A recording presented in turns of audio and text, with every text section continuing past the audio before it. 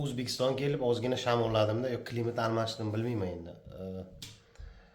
Izraelda yurganimda biror marta shamollaganda buncha ukol anoli olganim emas, qaranglar. Mana. Bronxit bo'ldim, shamolladim, yutalish.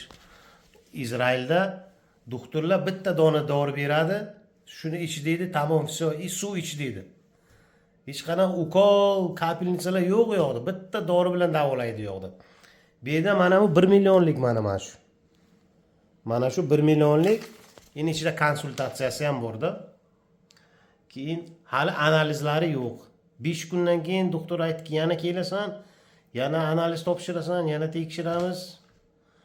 Bu yerda xalqni qanday davolanadi men bilmayman. Agar bitta oddiy shamollashda 1 million pulim ketgan bo'lsa, hali boshlanishi. Qolganlar nima qiladi men bilmayman. Bunaqa oylik 2 million, 3 million oylik oladi bu yoqda xalq. Yaqin onamlari anoga больницаga o'tkazgan edim. Bir haftada 4 million pul oldi. 4 million bir haftada. Faqat yotish uchun.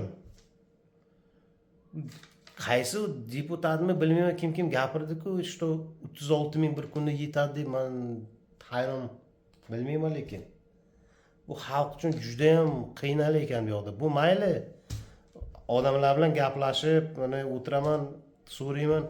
Gaz uchun bir oyda havliga 3 million, 4 million pul to'layotganlar bu yoqda. Gaz uchun. Вообще qiyin ekan hayot.